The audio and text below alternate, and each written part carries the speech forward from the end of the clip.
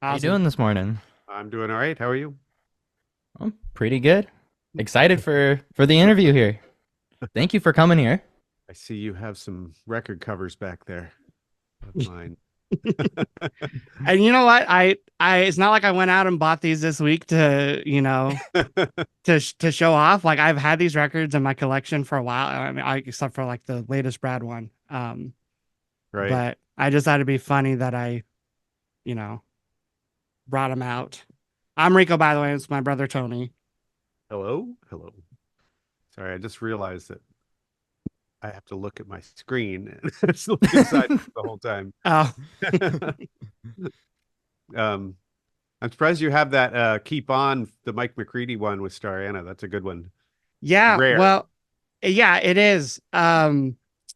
When I got really into Pearl Jam it was right when Backspacer was released, I guess in 2009. I started that's when I kind of got into a lot of side Pearl Jam bands like Brad. Right. And I was following like whatever Mike Creedy was doing or Stone or Jeff. And I met a lot of people through the Pearl Jam community through their Mhm. online forum. And I had a friend who also lived in Washington at the time who was really into Starana. And I had never heard of her, you She's know? amazing. Yeah. And Amazing voice. he got me into her and we went and saw her live once. Um and he's seen her live like a ton of times because he lives like in Seattle. Tony and I live in Ever, so it's a little bit more of a drive. And I got the single and then I gave it to him. And then when he went and saw her live, he actually got it signed for me. Cool. Um, Cool. but I love the cover of Call Your Girlfriend. Yeah, no, that's an amazing cover. I forgot that was on there. That's the B-side? Yeah, Cool. yeah. And again, I didn't. It was really interesting because like, when I got into your YouTube page last year, I kind of I looked you up and I looked up your credits and stuff, and I was like, he's on like a lot of stuff I listened to that I never knew. Oh, that's cool. Yeah. The Brad records, Foo Fighters, obviously, but like, like I didn't know you were on this Pearl Jam single, Yeah. or the Boots. Yeah. And then I saw your credit for being on Houdini as well. That was fun. Right when I moved to Seattle, Dave and I lived in a house together with my girlfriend. And I had my studio, which at that time fit on a pallet, which was, consisted of a big board and a half-inch 8-track recorder. I had that shipped by my dad to the house. And so the only recordings we did in that first house in West Seattle were the Nirvana recordings and the King Buzzo record. I guess the Houdini one was actually done the next iteration over, but that and a bunch of Dave demos. Yeah. Yeah, I'm I know some Melvins. I'm not as familiar with their work. I did see them live. They're Um, great. they opened They up for the Raconteurs when I saw them here in California, and they were like announced last minute, and I got lucky and got front row with my girlfriend, and they came on, and I think after their performance, I might have had a slight case of like tinnitus. Like it was loud, but in Yeah. a good way.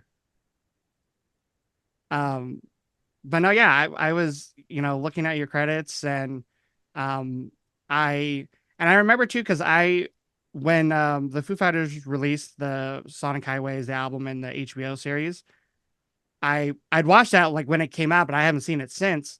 And I saw your interview on YouTube, like the uncut, version. And The outtakes, the stuff yeah, they that didn't use.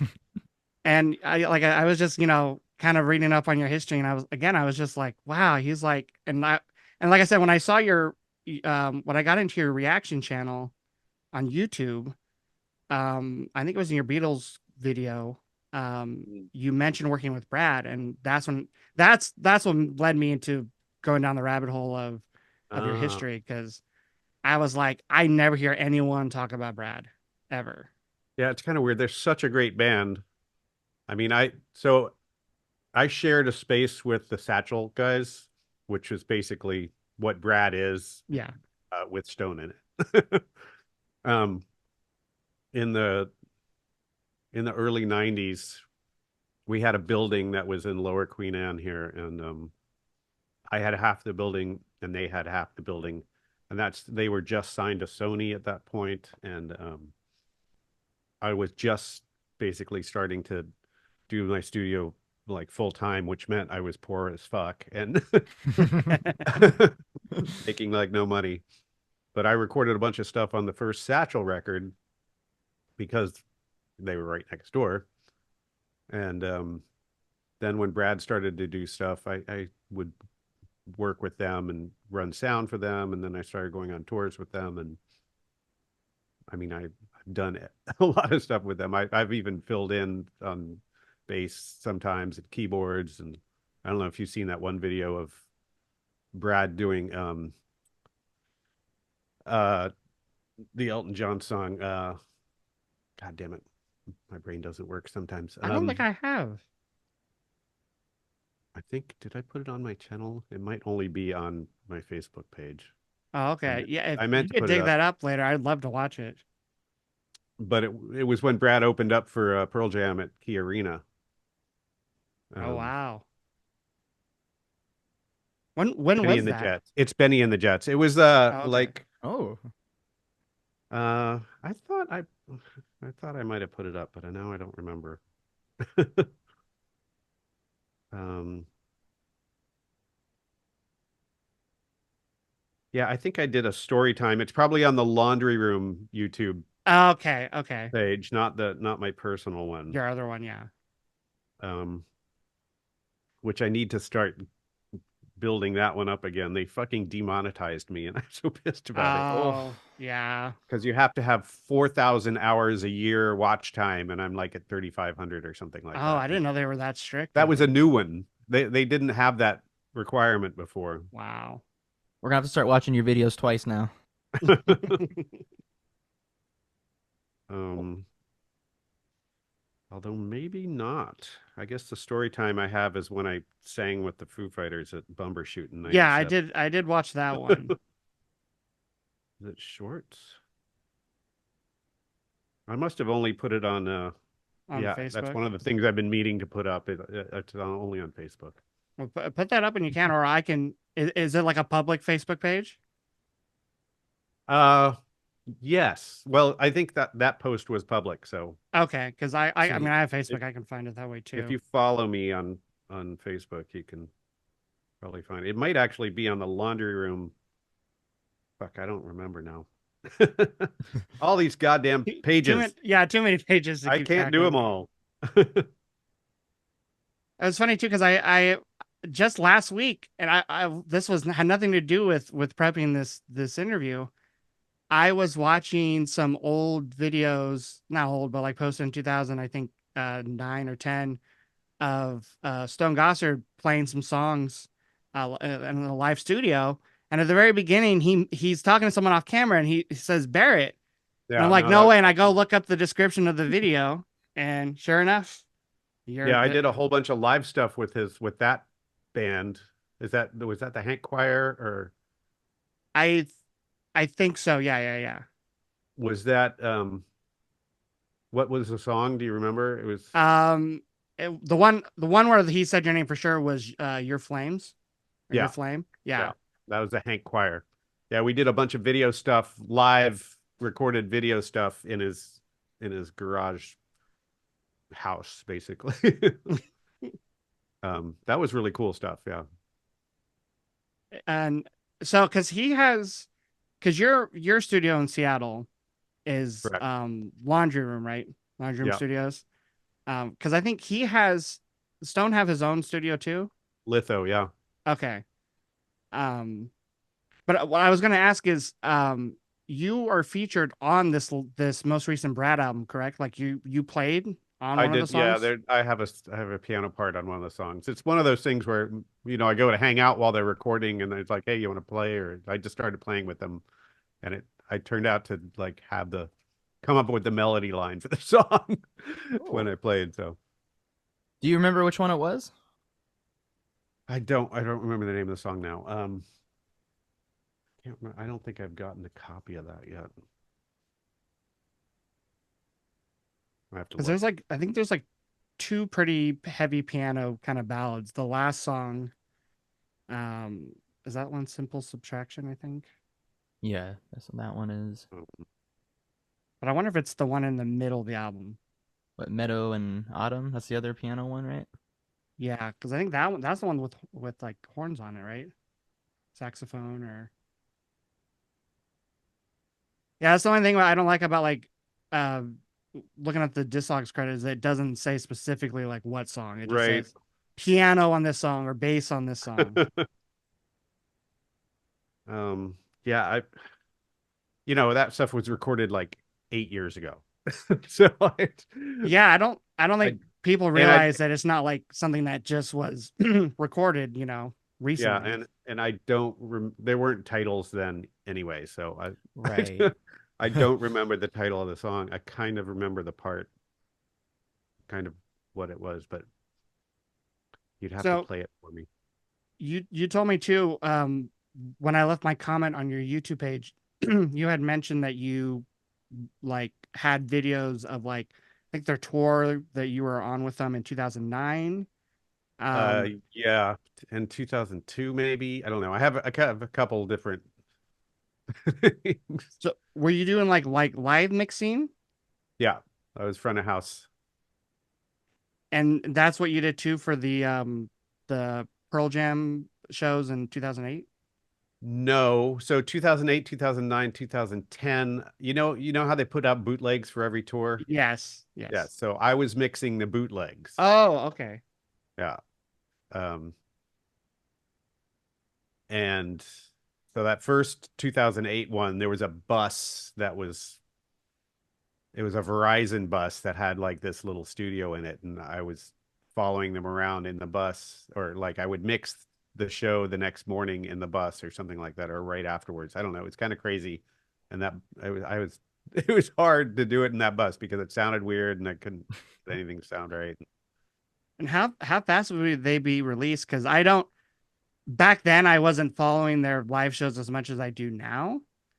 Was it like release next week or did you No, have months to do it? I think they were supposed to be something within a day. I can't remember, Wow. but they had to go get mastered. It was pretty crazy.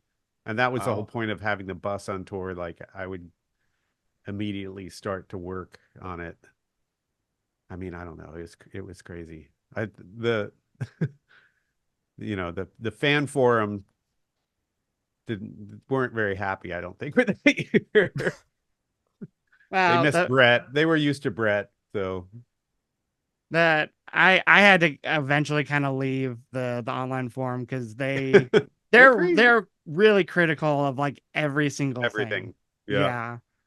And as someone who was like just getting into them, I was like I had just like I loved everything that I was listening to. So I was like when Backstreet came out, there was some negative reaction to like longtime fans, and I was just like, no, this is great I stuff. think that's one of their better records. I think it's I one of their It's in my records. top three, and I know a lot of people would not even put it like top five. Yeah, it's weird. So did you have Yeah. like a pretty close relationship with Pearl Jam then? Obviously with Stone, but like kind of how did you get that gig doing the bootlegs? Stone actually is the one who put my name forward, but I know all of them. Uh, Eddie probably the least. Um, Stone and Mike the most. Like I've done a lot of work with Mike as well. But at the same time, Jeff I've worked with a bunch, and Matt too. I've done some work with. So outside of Pearl Jam stuff, just like in different projects.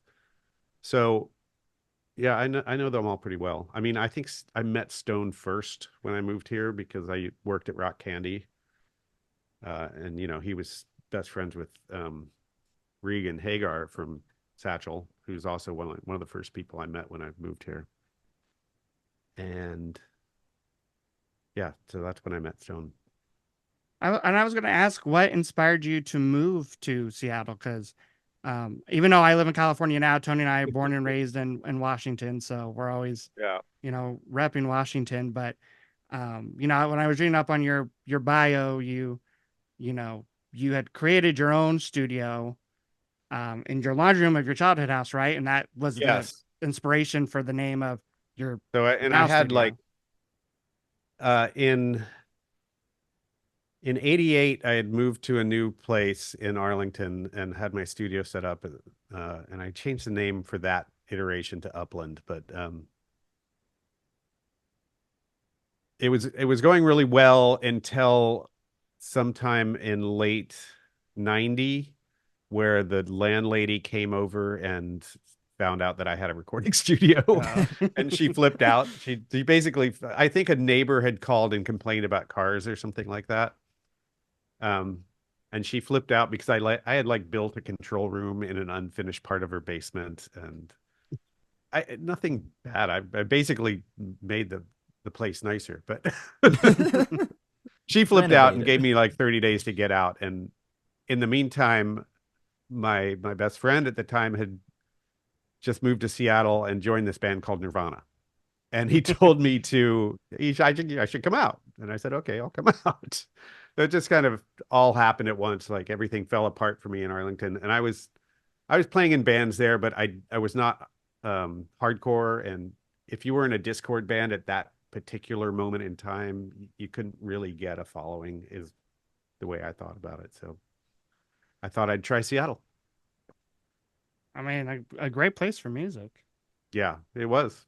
It was cool. It was an interesting experience. So I got to Seattle in the July 1st of 91. And then me and my girlfriend slept in my van outside of Chris Novoselic's apartment in Tacoma Well, for a month while I was searching for a place for a house. and what was how long did it take you to start Laundry Room Studios once you got in Once I Seattle? moved here, Yeah. uh, well, as I said, I mean, it took probably another 5, 6 months before I got my equipment out. And then I did those few recordings in the house I was in. Um, and then we moved to a different house where I didn't have anything set up. It wasn't even good for that. And that's when I was touring with Nirvana mostly. So I wasn't doing the studio. And it wasn't, I guess, until 94 that I opened the first official one in Seattle in Lower Queen Anne.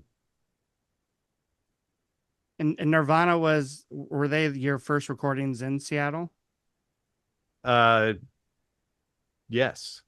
Besides Dave and myself, and 'cause I was playing in a band myself at that point, and the King Buzzo thing, which was just Buzz came over. It was me, Dave, and Buzz. We did some stuff. And I just actually read the other day that they have a new album coming out, I think, later The this year. Melvins. Yeah. Yeah. Um, when when you moved, were you still in that your one of your bands, or did you make a new band once you Well, I just got kept to the Seattle? name. So Churn was the band I was in back then, and Churn had started with me and Dave and my friend Stafford. Oh, I didn't know That, Dave was a that part was of the it. first iteration of Churn. And then I moved. Yeah, it was funny when, because Dave was also in Scream at that point. So Churn was just kind of this side project when Dave was not touring with Scream. And we recorded a bunch of stuff. And then when he was on tour with Scream and that fell apart in LA, he called me up and said, yeah, so um, Skeeter left again, and I don't have a band anymore. And I was like, great, you should come home and we can do Churn full time now. He said, well, my friend Buzz told me about this band, Nirvana, up in Seattle. I'm gonna go up there, do that. So anyway, Um, when I got to Seattle, I put together more musicians and continued with the name Churn, but it was a totally different band. I think I went through 4 or 5 different iterations of band members with that name until I like started like full-time producing, and then it kind of fell apart. So I how didn't have did you time. kind of make that switch to full-time producing? Like, was it kind of like, oh shit, I'm already a producer now, or was it very intentional? Well, actually, what it was is when um, Tom Rothrock and Rob Schnaff of Bongload Records, they mixed the first Foo Fighters record. So when we went to California to mix that, they were both telling me, "Dude, you need a agent, and you need to do this for real." So that kind of started that ball rolling, and then I got an agent and started fielding all this horrible stuff. Bad bands. It was bad because I had to turn down this stuff that I was like, I don't want to do this. In retrospect, I probably should have done more and just done whatever came my way. But I would get shit like, a bunch of wannabe bands, and I don't know why they were getting signed.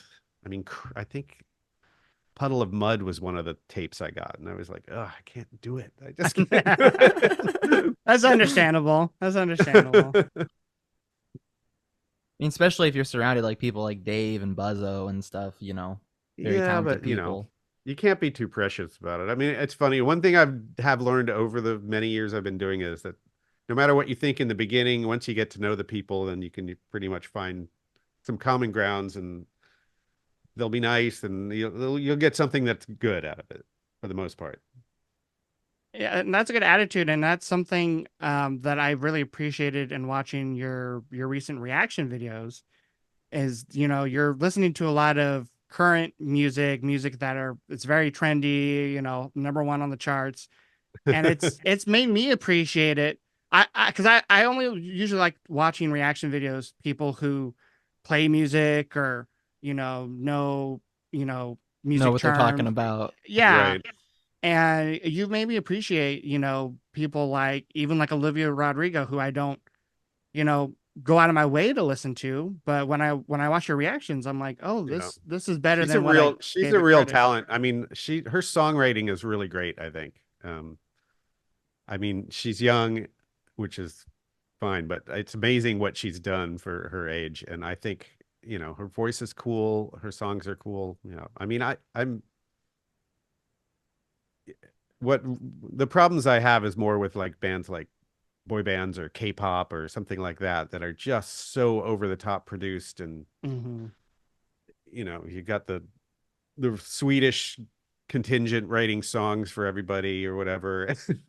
No, It's just all AI. It's all going to be AI produced now, like finding the perfect formula to get that perfect song. That's what I don't like that much. And I know I've done a few K-pop stuff, and I'll try to be nice, but it's hard. but it's good to have honest reactions. Yeah, When did you start doing the reactions? Was it something that came out of COVID? sort of. So a couple years ago, I'd already had the other channel, which, I did all the live stuff out of the laundry room. I had laundry room live, and I had bands here, which I'm gonna get back to at some point, which I really like doing, but nobody watched that stuff. Um, but a couple years ago, this guy Blake McLean, who is another uh, YouTube reaction person, he has like 300,000 followers. I think I know who you're talking about. Yeah, He does a lot of like Taylor Swift and yeah. okay, I think I know who you're talking about. I've seen his videos too. So he had hired me through Sound Better to uh, to mix some of his solo stuff, so his band or whatever. So to work on him, and he had this idea where we hooked up with this other YouTube guy who's a vocal coach, Chris Lepe. Chris Lepe. Oh, yeah, yeah, I've seen his You've seen stuff. him. So Chris Blake and I flew to Chris's place in Colorado for a week and worked on a song and filmed it all. It was all for Chris's stuff. But anyway, that's how I got it. And then Blake was like, you should start your own channel. I'm going to help you out. Start doing reactions, which at first is like, I didn't really want to do it. I didn't feel great about it, but I actually kind of enjoy it, and I've been learning, you know, more current music, which is great. Because most of the time, if I'm working, I'm just, you know, focused on this one thing that, you know, most people are never going to hear. And I think it's been good for me. But I still want to get into more like educational, informative studio stuff and producing stuff and Pro Tools stuff. I don't Right, know. like I saw you had a video like talking about like that reverb plugin, and Yeah. it was cool to see you like talk about the difference between like older gear versus what's coming out now as someone that's worked, in studios. Oh, that's cool. Yeah.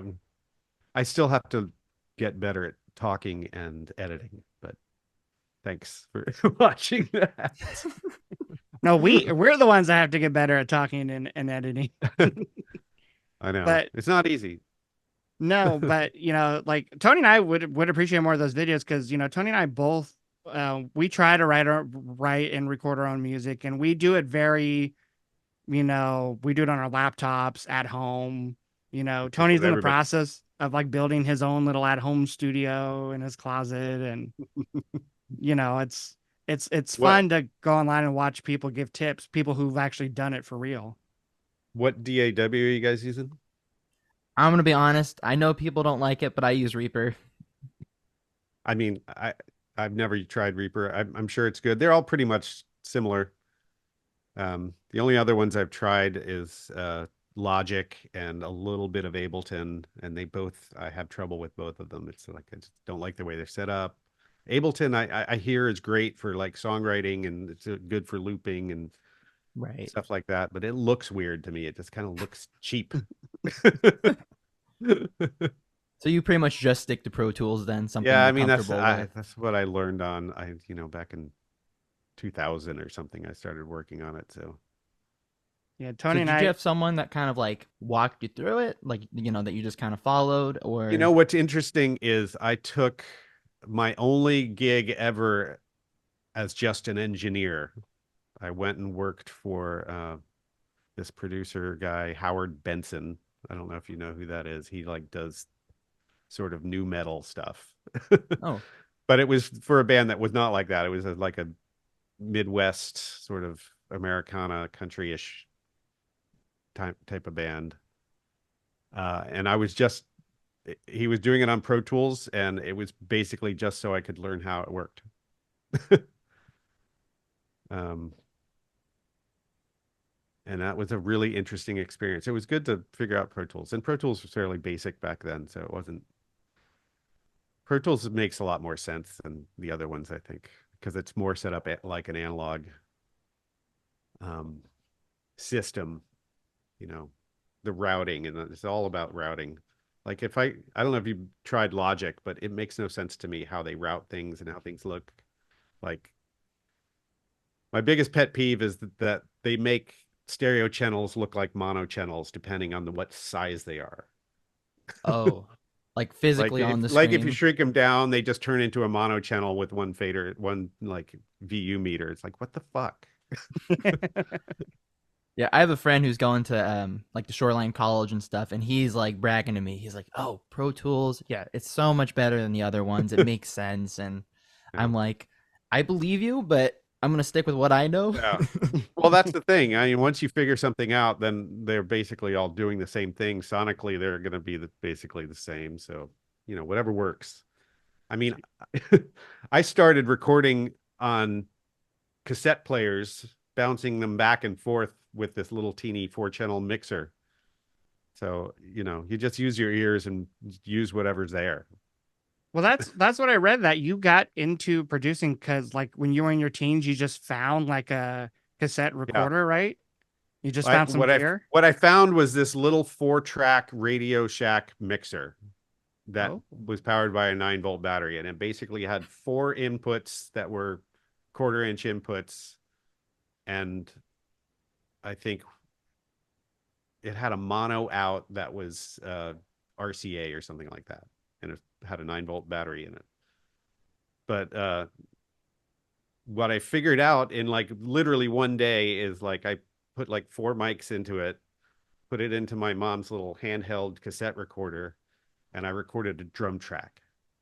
And then I put the output of the recorder into the input, and then with another mic, recorded a guitar over that. And then I just like kept going around, bouncing back and forth between two cassette players and came up with a song.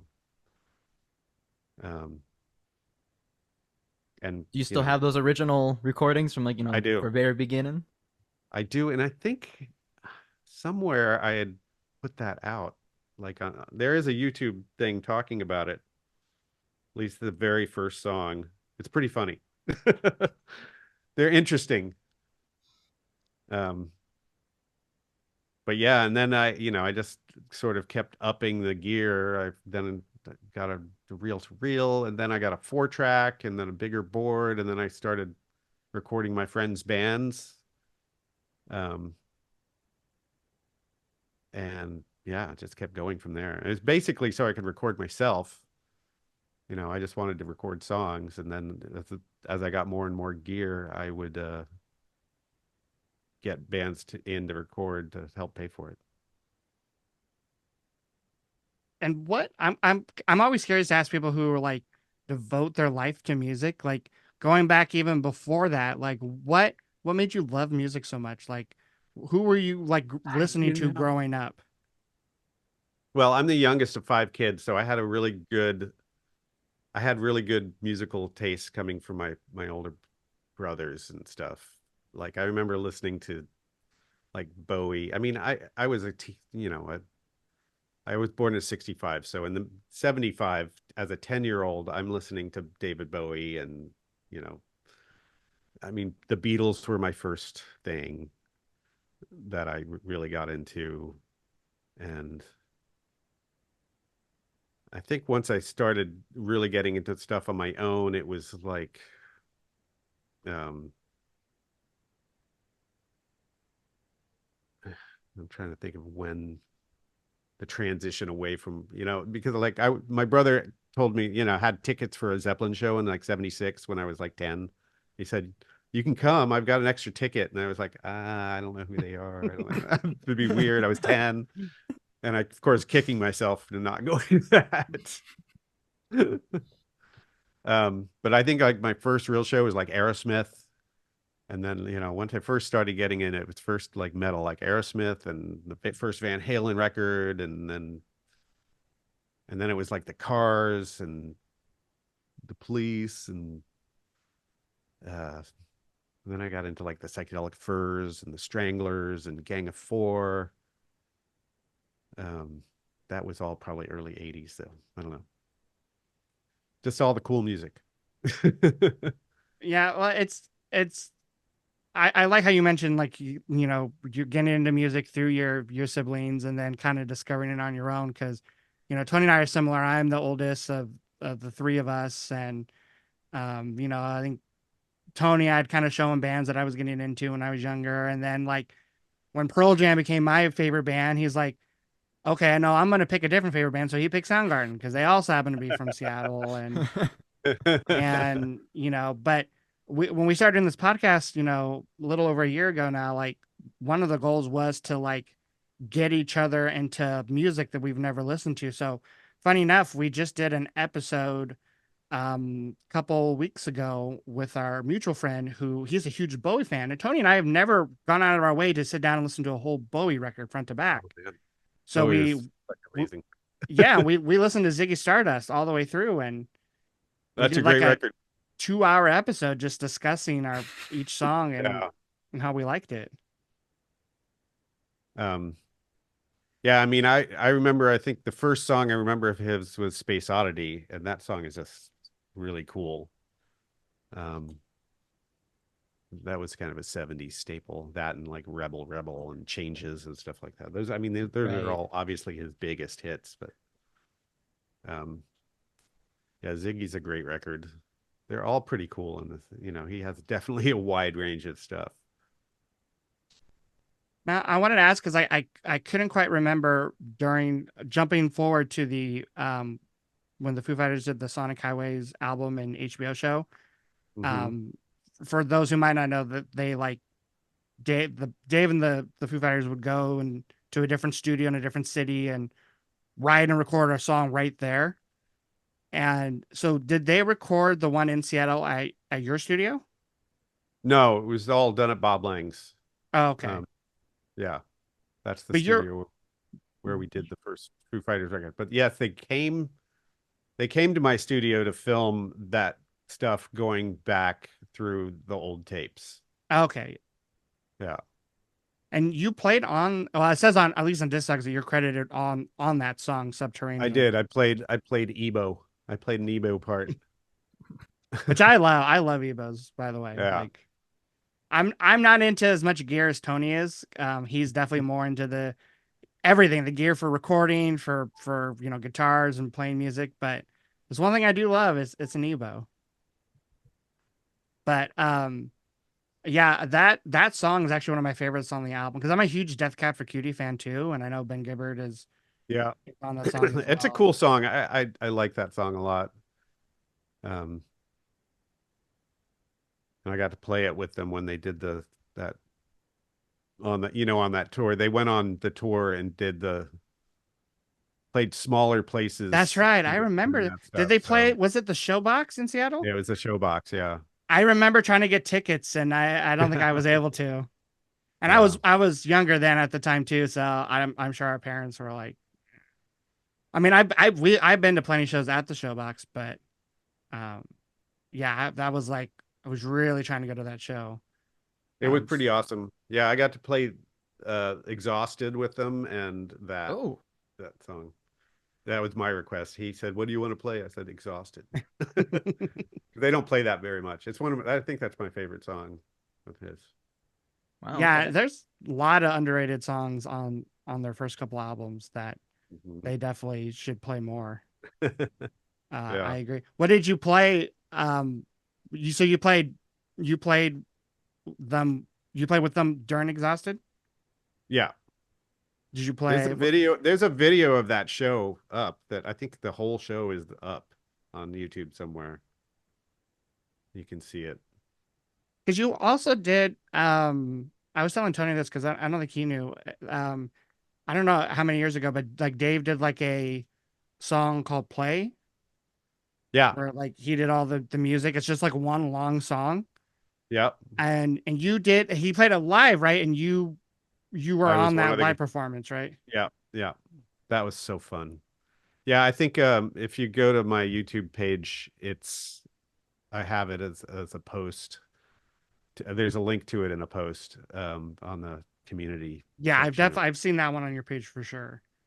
Is Yeah, that how's that process like rehearsing one like really long song. yeah one really long song? Basically, I mean, everybody knew beforehand. I spent, a good month learning all the parts. Because there's a lot of different, there's 3 or 4 different guitar parts, and we were going to be 3 guitar players, but we didn't know who was going to play what. So I tried to learn all the parts, and then we had maybe 2 days of rehearsals before we flew out there. Um, Only 2 days for actual rehearsals? yeah. Wow. Um, but yeah, it was cool. Great players that I got to play with too. So Who else played on that live performance? I don't know if I uh, it, know. so Um, Jason Faulkner was one of the guitar players. Chris Chaney on bass. Alan Johannes was another guitar player. Uh, Greg Kirsten played keyboards. Um, and Drew, what's Drew's last name? He was percussion. He plays he plays with a bunch of people. Drew Hester is his last name. That's right. And Stevie Nicks. He tours with Stevie Nicks. oh, okay. Oh. That's a good Quite good the group of lineup. people to work with. Yeah. Yeah. Yeah, it's pretty cool. I'm curious, are you able to tell us what you've been working on recently? Like what bands or what projects? Um, a bunch of random stuff. There's a kid out of New York that I've been working with for years, so and we have projects on and off. His name's Jack West. Um, I swear I've heard that name before. he's like, I think he just turned 19.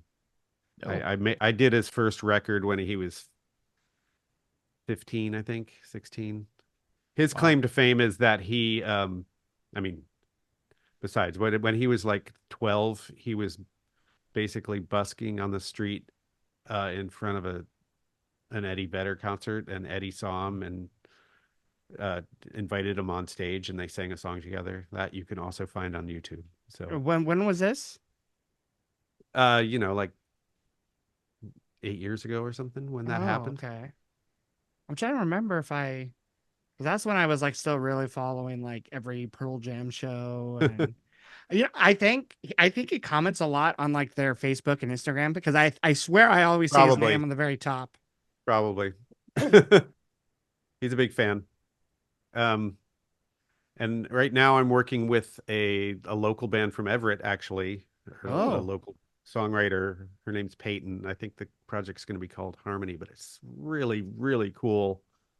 Kind of, yeah, I don't know how to, it's kind of R&B-ish, but cool. I mean, I'm trying to, Missy Elliott kind of stuff, or Oh, okay. okay. just really good singing, really good melodies, cool vibe. Um, yeah, I'm really excited about it. We're just in the middle. We just did tracking a couple weeks ago, and Do you um, find nowadays you like to record different styles of music? Because like that sounds yeah, like I a mean, departure than like early it's Nirvana and different. stuff. It's definitely different. I'm happy to record different styles. I mean, if it comes down to like me doing programming or beats, that's not my forte, but they basically came in to do drums. Their drummer was Ruby, who used to play with Thunder Pussy. They all went Oh, to I've heard of them. Cornish, so they're all music school people. Um, then they're all friends, and it's really just really excellent stuff. What's the music like when it comes to like recording yourself? What are some tips you would give people? Because Tony especially, It's he's hard. actually it Right. is, yeah. He did Well, his own album just through Reaper and home studio and stuff, and I know he wants to, he'd love to Step up record my in the game. studio, yeah. I mean, the hardest part is that being an engineer and being a musician are completely different headsets. There's keep mindsets. You gotta when you're engineering, you can't think as a musician. You can't like get into the song. So they're completely distracting to each other. This is what I've learned over the years. Like if you're gonna start recording your own stuff, you have to have it all set up where you don't have to think about anything. And then once you start like mixing and stuff, then you have to get into that mindset. But if you have to like stop and try to move mics around, or go set something up, that takes you completely out of the mindset of the song. You know what I mean? So it's very difficult. So do you um find these days when you record your own stuff, you're doing most of it, or do you have people helping you then? now I'm doing it all. Wow. But I try to have everything already set up, for the most part. Like my drum kit is always mic'd, always sounds are always ready, so I can just go Right. play drums. I don't have to like. It's incredibly hard to to start from scratch on a drum kit by yourself, because the only way to do it is like record a bit, go back, listen to it, and move the faders and shit, and try to get the right levels and the sounds, and then go back and forth, and it takes forever. So Well, usually if I have a real drummer in here, then I can get all the sounds, and then I'll just leave it. and it must help too that you're seasoned. You've been doing this a while, and you've had multiple studios, and I'm sure it's so much harder when you're just starting out for the first time. Yeah. I mean, I don't know. Actually, they've made it so much easier now with all the programs and the computers and the plugins and stuff. I mean, there's so many things. You can get lost in that stuff, I guess, but it's definitely easier than it was when I started out, like trying to wire studios and, you know, I mean, I didn't have any analog gear forever. You know, I used to just have some shitty microphones, a board, and something to record on. I had no reverbs, no. I mean, I guess my board had a built-in reverb that I used, but no compressors, no EQs except for the board. So in ways it's a lot easier now to get something that sounds pretty good. I can't really think of like a specific example, but is there any like more old-fashioned techniques that you just kind of stick to, or like any newer things that you just don't really vibe with? Um, yeah, not really. I mean, techniques, you know, over the years, like miking a guitar cabinet for one, you know, I've gone through the gamut in my career of like trying different mics and, you know, different setups. And I always come back to the 57, right? You know, where the cone hits the screen.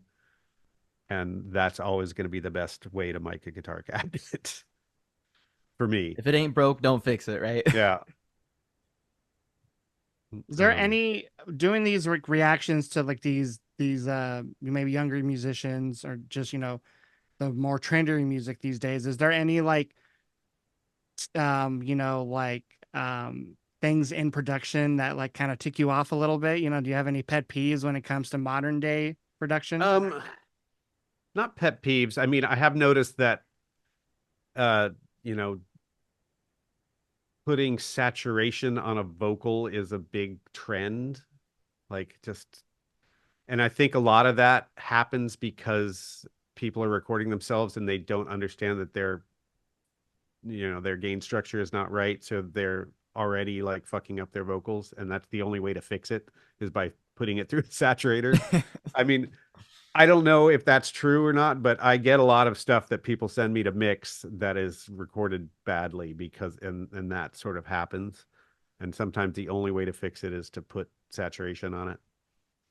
So that is one trend I've noticed, like in hearing a lot of new music, is that things are just distorted everywhere as an effect. So um and actually I just recently I was mixing something, and at first the client was really happy with it, but then they decided somebody offered to do a mix for free, and then they're going to try out to see what they're like. And I was like, well, what was wrong with mine? And they said, well, we wanted it to kind of sound more smaller or something like that, something counterintuitive to me. Like I'm trying to get the full big 3D sounding surround, something that you can sink into, but they wanted it to sound maybe more 70s, which would be smaller and, less frequency range, less, stuff like that, which I could have done if they had told me that from the start, but they didn't. um, yeah, there's stuff like that. It's been, over the course of my career. I remember doing the Fall of Troy. Have you ever heard that band, Fall of Troy? Yeah, yeah. Um, they were one of the first bands that, basically when the crossover from recording either on 24 track tape and Pro Tools was starting to happen. And I remember them saying, yeah, we recorded our last record on tape, but it just didn't have that digital crunch. And that to me was like, oh wow, you like that? So that's how times change.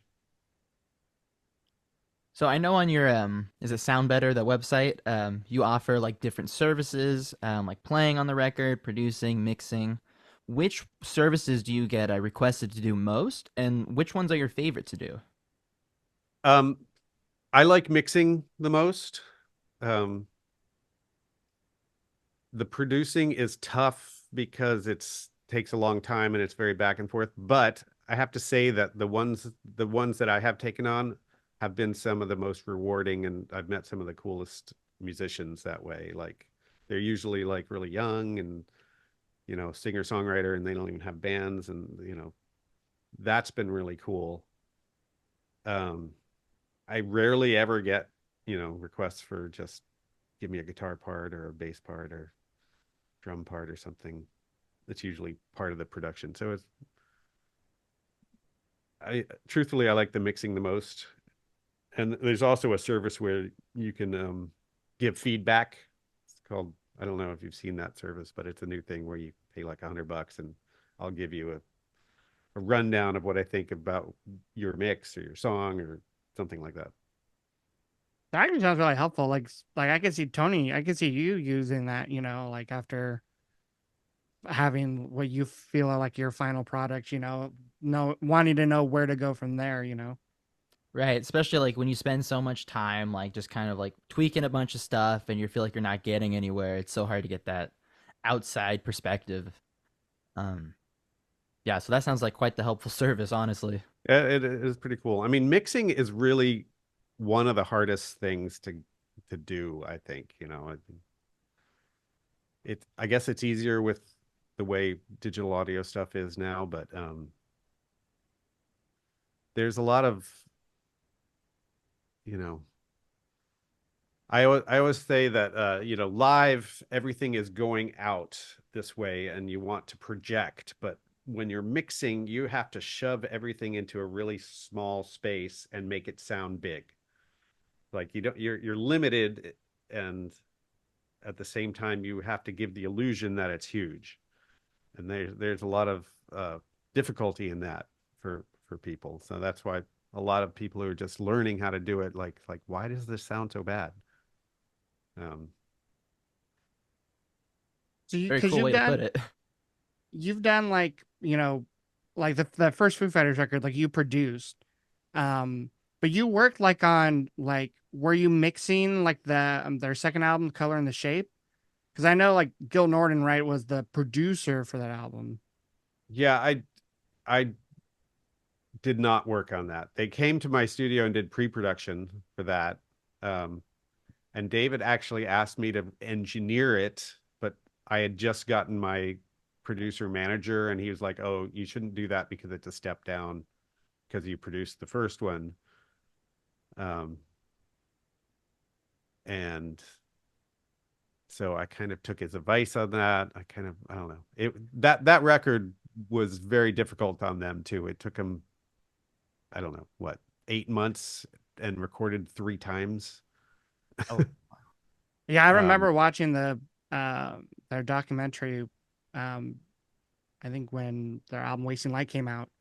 And yeah, that record seemed, I mean, that first record just it has like a breezy quality, and not in terms of like the sound, but it just sounds so like it was fun to make. It just yeah. sounds like just so, you know, And we boom, did that in done. 5 days. We recorded that whole thing in 5 days. the whole thing. Yeah. With Dave playing every instrument. Wow. And this, that was possible because Dave and I had been recording together for, 5 years or more, just the two of us. And he had we had a method where I had everything set up and he would just go play a drum track and he gets everything on the first take. He knows exactly what he's playing. So, that first day after, getting drum sounds and getting everything set up, I think he did like half the record, all the takes, all the parts in one day besides the vocals. And then yeah, we did all the music in 3 days. He did 2 days of vocals and then a rough mix on the sixth day or something like that. Man, talk about being efficient. Yeah. Now, is there any bands or artists nowadays that you would want to work with, especially now that you're doing, reaction to, you know, more current music? I mean, sure. Like, fuck, a lot of them. Boy Genius. Yeah, um, actually, I think that's how I got into your channel. Was I saw react because I really got into Phoebe Bridgers and Boy Genius over the yeah, last couple of years, and I saw that you they're a went and really saw cool them band. in Seattle. Yeah, they're really cool band. I love them. And, totally I would work with Olivia. If that, we're talking wish list stuff. Yeah, Um, Lizzie McAlpine, I would love to work with her. I don't know if you've heard her stuff before. She's really I've heard of good. her name. I'm sure I've heard of her music. Um, I've definitely heard of Tiny her name. Habits.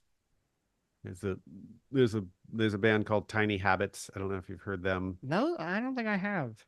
They're playing Numos soon, actually. They're I Oh, found them on social media as well. They were like three music school people from they went to Berkeley and they sing a cappella stuff with a acoustic guitar. So they're really cool, really great vocals. Like before David Crosby died, he was a big fan because they were so Oh, cool, like Crosby, Stills, Nash kind of wow. stuff. Um, you know, I'm happy to work with any cool bands. is there And any like favorite bands that you've worked with like throughout your whole career? I mean, I would have to imagine probably anything with Dave is probably a lot of fun and memorable, but Yeah, those are always fun. God, I don't know. Yes. um, Let me think about that.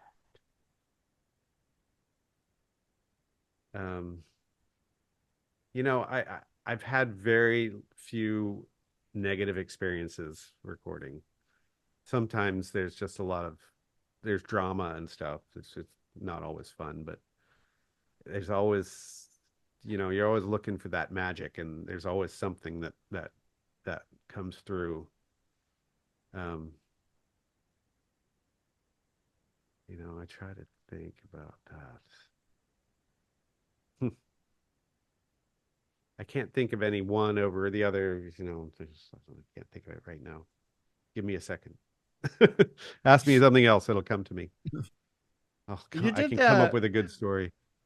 and I don't know too much of their music, but you also did the Presidents of the United States. You did their song Yeah, Peaches. not Oh, peaches. not Peaches. oh, Oh, I swore that's what No. I read on. So the president's thing is they came in to record with me because of my rates, I think at the time. I was cheap. Um, right when they were first starting out, they came in and recorded their Froggy style tape. That was like 15 songs or something like that.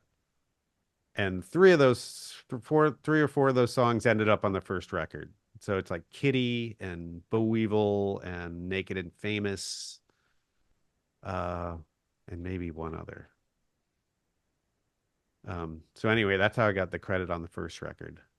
And I also talked them out of signing a 6 record deal with the local Pop Llama Oh wow, how'd you do label, which that? I think would have tied them. I was like, don't do that. That's crazy. 6 records? No, you don't want to be locked up for that. Um, and then I also got the guy who signed them, Josh Sarabin, to go see them for the first time. Oh So wow, you're making a yeah, lot of it's all my history. it's all my doing. I got them signed. Chris. Let it be known. They were always fun to work with too, actually. And they did another thing with Sir Mix-a-Lot that I did. oh, Oh, That was They actually ended up doing a whole record with him called Subset, but I did the first song that started that whole thing. That was really good. Can't remember what it's called right now. If you look on my laundry room site, there's a video about that song, some of that recording session. now Tony and I, every month we give each other an album to listen to, and we do a whole episode where we, talk about our reactions to the album. We don't actually react on the episode because Right. we don't want to get demonetized or Right. whatever. But I'd be curious if you'd be able to give us maybe an album suggestion. It doesn't have to be one that you're credited on, just an album that you like that maybe we may not have heard, maybe a more low key album, even a band that we've never heard of, because we love discovering new music. And we do have a lot of episodes. We did a whole Brad episode where it was just appreciation because Oh wow. we just thought they're a band that a doesn't lot of get people enough have never love. heard of. It's kind of Yeah, hard to Google their name. That's one reason maybe. That's true. That is a problem with band names like that. But when you Um, see it, you recognize it. Like I saw your Billy Joel reaction last week, and I saw you were wearing the Brat shirt, and I was like, I know what it is, but probably not a lot of other people do. So yeah, I'd be just curious if you had any album recommendations. that's a good. Let me think about that for a second. Uh, do you want do you want any like do you want it from the 70s or the 80s? Do you want something that people that was a big record or Well, Tony and I probably would prefer 70s. 80s, I've always had a hard time getting into 80s music, and for me, a lot of it is production. Um, I like some like when it comes to um 80s, I'm more like REM. I'm more into like that type of sound. have you heard Echo and the Bunnymen? Do you know Echo and the Bunnymen at all? I know them, Yeah. but I don't know if I could tell you their songs. So they have a record called Ocean Rain. Actually, is that the name of the record? It was produced by Gil Norton, who did The Color and the Shape, Okay, and it's one of my favorite records of all time. that's a good start already. Just I love. the production is absolutely stunning on it. Okay, Um, let me make sure that's the name of the record. And I was a huge REM fan back in the early 80s. Their first two, three records were awesome, and then they kind of um see, it's interesting. I'm doing a project with someone else right now about REM, and it's very interesting because I'm a yeah. bigger fan of their 90s material, but I know a lot of people who prefer their very early work. Oh no, the first three records are where they Yeah. where it's at. Me um, not even knowing of the band until after they disbanded. I didn't get into I wasn't even alive when they were, the first three records. So that makes it yeah. kind of hard too. Um, yeah, it's called Ocean Rain. So actually that's a good one because the Okay. production is really cool on it. It's very interesting. There's um I mean, I don't know if you like it or not, but if you liked What's your REM, favorite song from it? uh My Kingdom. There's a guitar solo on that is just stellar. And it's like two notes. I love those, like those Neil Young guitar solos, or it's just like a note or Yeah, two. I love those. yeah. We'll definitely give that album a listen. Then we'll do an episode because, when Tony and I give each other albums, we always sometimes we falter back into the same bands. Tony has been getting me into Stone Temple Pilots a lot recently. I've been getting him into the Tragically Hip. Um, but yeah, we don't always get the chance to pick an album that neither of us have listened to, which is why we did like the episode with the Bowie album, because it's like there's a lot of Right. bands that we like a lot of similar bands, but um, it's nice to get a band or an album that we've heard nothing about. I'll tell you that this record was, one of the records that really got me into production more. It's like the Oh, production on it really like was so cool to me that I wanted to like learn more about it. and it's 80s, right? You said. Yeah, I think it came out in like 84. Let's see. Yep. May 4th, 1984. So I had just started recording. I think I opened my studio in maybe I mean I had already recorded in my house a little bit, but like I think I set it up for real in 85. So I mean, I'm gonna be super excited to listen to the album, especially for production, because like I said, 80s music for me yeah. sometimes it's that sound, and I get like our parents love 80s music because I that's what they mean, grew up listening to. I hated what was top 40 in the 80s. I hated all that stuff, all the big synthy, big snare, Hmm. shitty like hair metal, all that stuff. Everything that was like big sucked. But the college radio stuff in the 80s was really cool, you know. Kind of like, it's the stuff that's underneath that really doesn't get its heyday, or you mean maybe one song will come up and like REM probably didn't have a hit until their third or fourth record, but their early stuff was way Yeah. better, I thought, really cool. And they were a Oh, great live band, just like so much energy, and it was like did you see him live? a ton. Yeah, I saw them Wow. like, because I was in DC and they were, they lived in Athens, so they would come up all the time. I probably saw them 15 times or Oh, something before their third record. wow. Yeah. Well, I probably shouldn't be mentioning this now because he's gonna be mad at me, but me and my friend are starting a REM podcast where Oh, each week we're gonna be talking about each song on all of their studio albums. Um, wow. so um, if you ever wanted to in the future, we'd love to have you on if you wanted to, because he we neither of us have got to see him live. And it'd be awesome to hear perspective of someone who was really into them and in their early stages Yeah. and was able to see them live. Matter of fact, the first time I ever saw them, um, I was 15.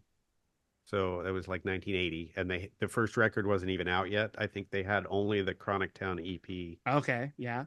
and they opened up for Gang of Four. Are you familiar with Gang of Four? I know their Unfortunately, name. no. I don't know their Okay. music. I know their No, name. another great band, by the way. But yeah, they totally blew me away. I think I'd heard their one song. I can't remember the name. But yeah, the live show was just absolutely amazing. And from that point on, they were like my favorite band. Actually brings up a good point. What do you have like an all-time favorite concert you've been to? Because I That's imagine you've that is actually one of them. oh, That's that in is the one of top. them. Wow. That's it. That's in the top five. That concert right there, maybe top three even. Wow. Whoa. um,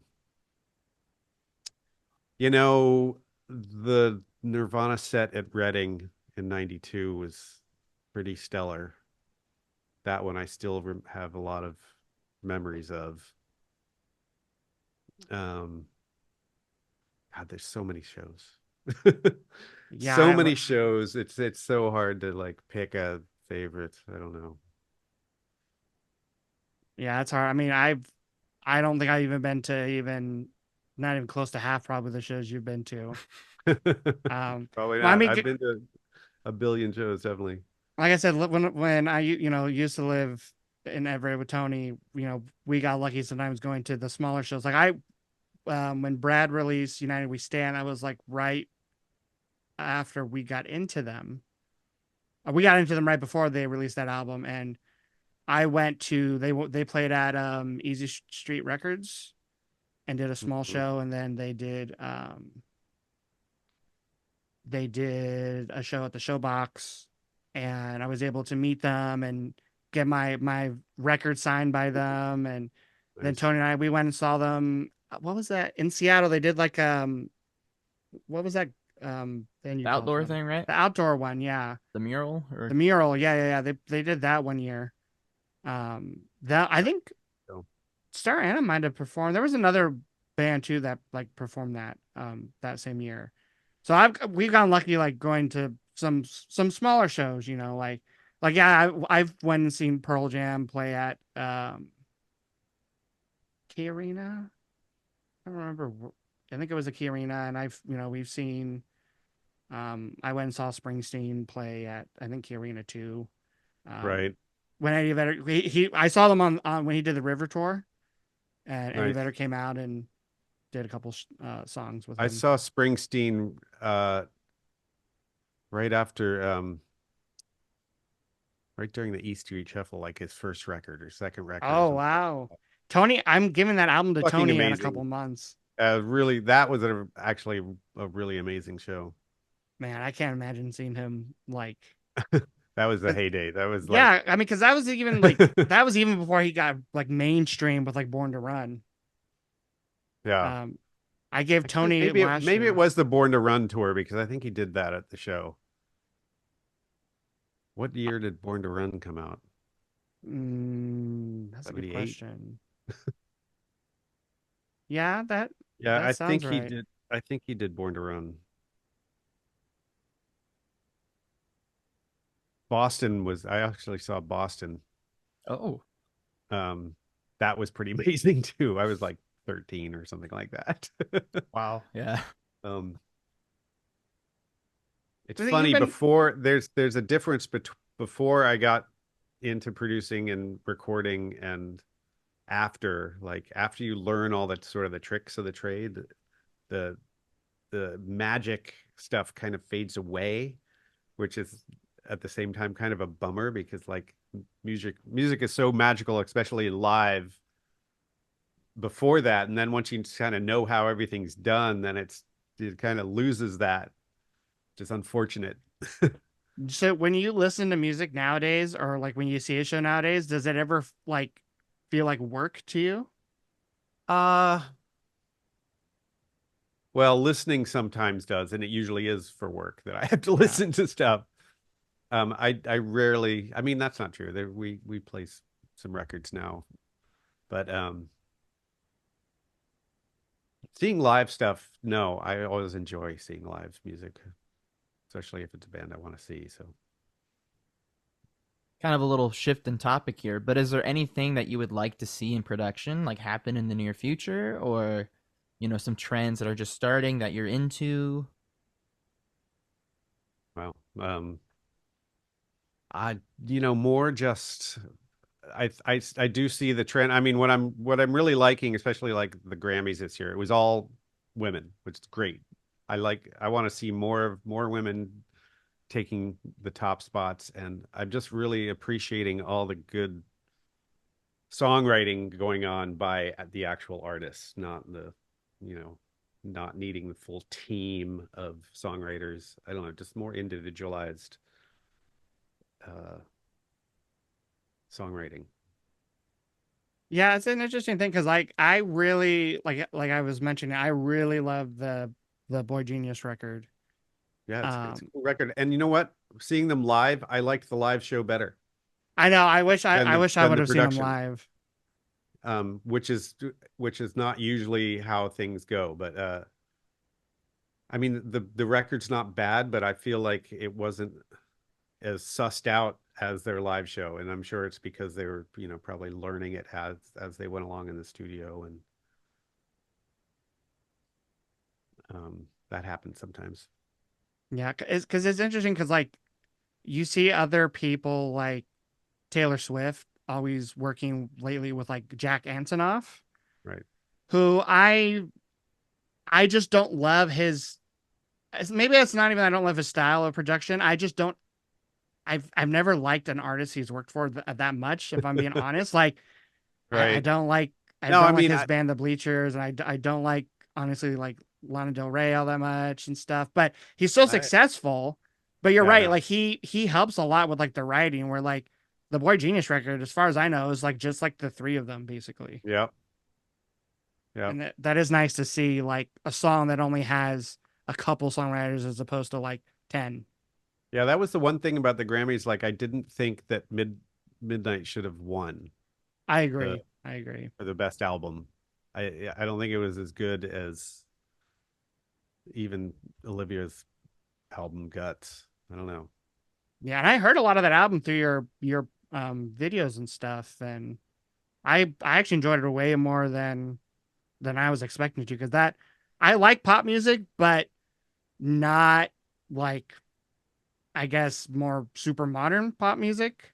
Usually I like it with a blend of like pop rock or something like that, but Yeah, um I was surprised by how much I was enjoying some of the song and really I guess just the craft of it all. yeah. And the Olivia stuff when she's with her band doing live stuff, they're so good, and they're kind of more rocky anyway. So that's cool, I think. Yeah, you could tell she draws from like you know, like 90s, well, like some 90s stuff like Hole, but then like also like 2000 stuff like Paramore. Right. So it's That interesting was a to really good record last year too, Paramore. I I thought that was haven't really good. it's funny, my girlfriend Lindsay, she when growing up, Paramore was one of her favorite bands. And she kind of stopped listening to them when she was getting older. And um we heard she's really into one of the songs on that record, Running Out of Time.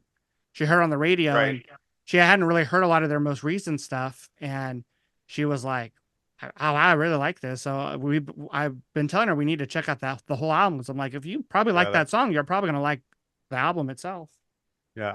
I never was into Paramore before, and then when I started hearing this record, I was like, wow, this is really cool. This is not because I always thought they were kind of new metal sort of stuff or something weird like that. They had that. They were a little emo, for sure.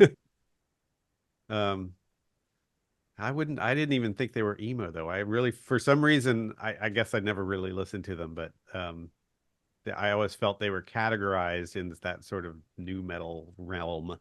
I don't know if Yeah, that's, but no, I mean, yeah, I mean, I could see. I mean, growing up, like I remember my fair share of like only listening to like Linkin Park and bands like that, which right. I still appreciate them nowadays. It's not what I listen to mainly now, but it's still fun to listen to. If you haven't heard it yet, you should check out Paramore. They did a recent cover of "Burning Down the House," Oh, um, right. because they're doing like there's gonna be like a covers album for the Stop Making Sense album, and they released that as the first song, and it's really good. As someone I'm a pretty big Talking Heads fan, I think it's sometimes hard to cover their songs and pull them off, but Paramore does it. Totally. They do a really good job. They were a great live band too. I got to see them So once jealous back in the day. when they were like first starting off, or like No, it was the big, I think it was Stop Making Sense tour. okay after um what is that album called? Speaking in It's the one Tongues, where he wore the big the suit. big suit. Yeah, Yeah. yeah. I saw they re they put that back into theaters last year, and I went and actually because I again being I'm only 27. Right. I never you know I wasn't alive during that tour, so now that I'm really into them, it was fun to go and watch that on the big screen. Since it's considered one of the best live albums of all time. Yeah. Well, Tony, do you have any more questions? We don't want to take up too much of your time, Yeah. but I we mean, really appreciate you, yeah, giving no us your worries. time. It was fun. It's good talk. Yeah, this has been great. Learned a Yeah. lot. Cool. Um, yeah, so if you don't mind, I'll edit this and post it on our main podcast, which just gets put on Spotify Apple. and Amazon, yeah, Apple. Okay. Um, and then feel free to if you want to post any clips on your channels or whatnot. Cool. Yeah, I might. Um, Get you.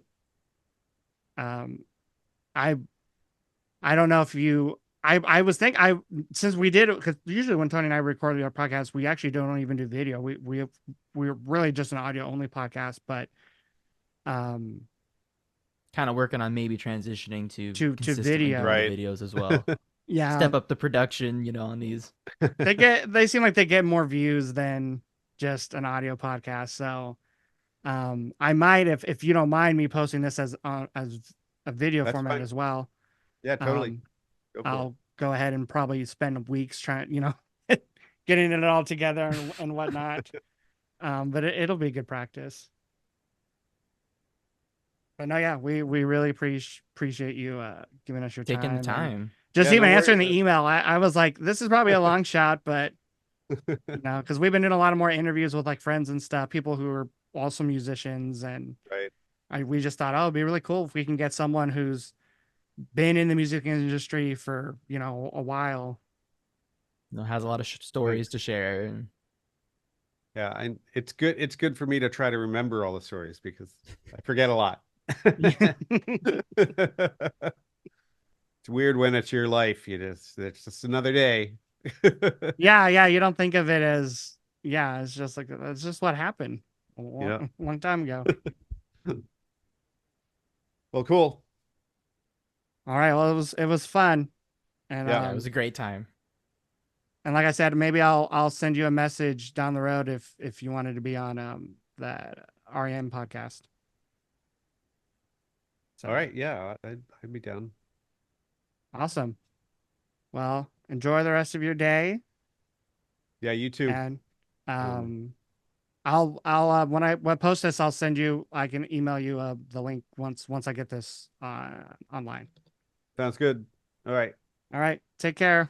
Have a Take it good easy. one. Bye. Bye.